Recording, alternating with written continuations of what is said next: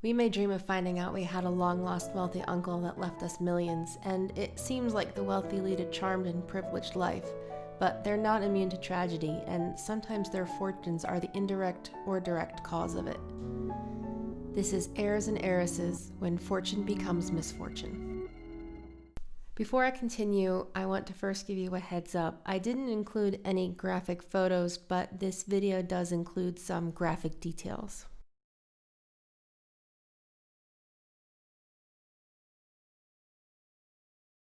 Adolf Coors was a German-American brewer responsible for the Coors beer you recognize today. Coors was born in 1847 and died in 1929 when he jumped out of a window. Adolf Coors III, the grandson of Adolf Coors and heir to the Coors Empire, disappeared in February of 1960 at the age of 45 while on his way to work in Morrison, Colorado. The following day, his wife received a ransom demand of $500,000, which is the 2020 equivalent of over $4 million. A hiker eventually found a skull determined to be Coors. Investigators followed a lead based on an eyewitness and tracked down a car seen near where Coors disappeared, torched in a dump over 1,800 miles away in New Jersey. The car was traced to a man named Walter Osborne, who had moved out of his Denver, Colorado apartment the day after the kidnapping. Walter Osborne turned out to be an alias used by Joseph Corbett Jr., an escaped murderer. Corbett had previously been placed in maximum security prison after shooting a man in the head, but was later placed in a minimum security prison due to good behavior. It was from that prison that he escaped. Corbett always maintained his innocence, even though there was both circumstantial and physical evidence against him. He was released from prison in 1980 and committed suicide in 2009 at the age of 80.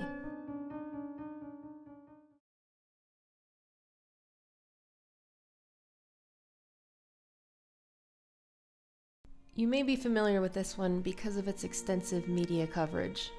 Its infamy has kept it in the public eye over 50 years later. Abigail Folger, born in 1943, was the daughter of Peter Folger of the Folger Coffee Company. She attended Harvard University, where she earned an art history degree. Abigail had a passion for volunteer work and volunteered as a social worker. She was very involved in the civil rights movement and helped raise money with her mother Inez to aid the Haight-Ashbury Medical Clinic. In the summer of 1969, Folger stayed with her friend, actress Sharon Tate. Tate was 8 months pregnant, and her husband, director Roman Polanski, was in Europe filming a movie and didn't want her to be alone.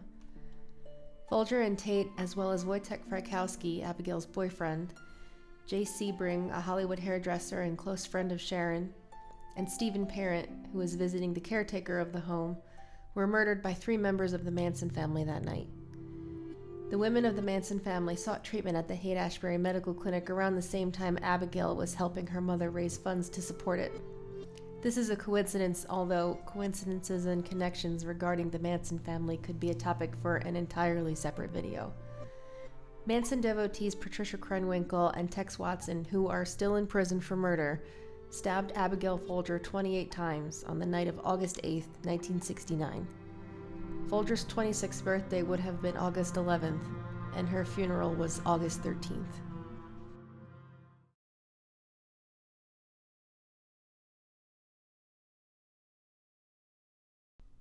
Dutch heiress Corrie van der Valk was the heir to her family's 98 hotel fortune.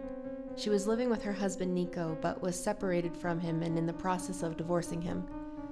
Corrie's family last heard from her on January 7, 2001, but she wasn't reported missing until 3 weeks later. Nico became a prime suspect when authorities found out Corrie was divorcing him. He was eventually arrested but cleared, although rumors that he murdered his wife continued. Then, in 2018, Belgium's National Missing Persons Unit began exhuming Jane Does for DNA comparison.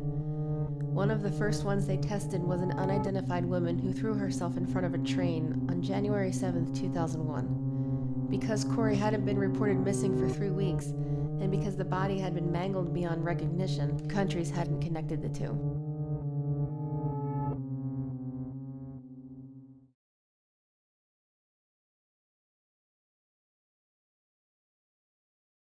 The L. Hart & Son department store was one of San Jose, California's most well-known businesses in the 1930s.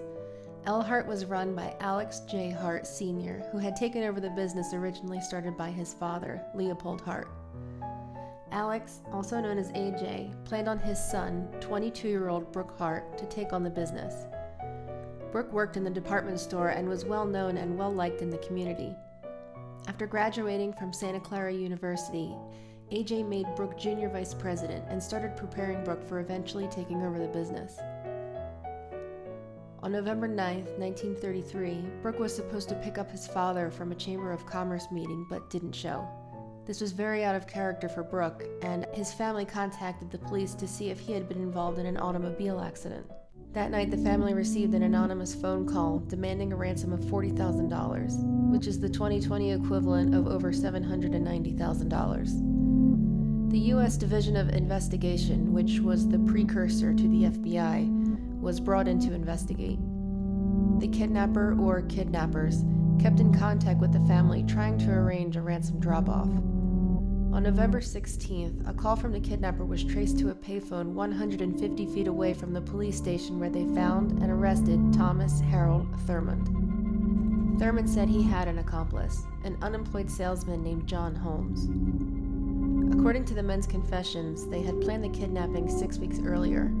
After ordering Brooke out of his car, the men had knocked him unconscious, bound his arms, tied concrete bricks to his feet, then threw him over a bridge. When they realized he was only in a few feet of water and possibly breaking free from his restraints, Thurmond shot him. When Brooke's remains were discovered, chaos ensued. A lynch mob stormed the jail holding Thurmond and Holmes. Somewhere between 5,000 and 15,000 people surrounded the jail, and despite sheriff's deputies' attempts to disperse the crowd with tear gas, they eventually forced their way into the jail by using a large pipe as a battering ram. Holmes and Thurmond were dragged from the jail and hanged from a nearby elk tree.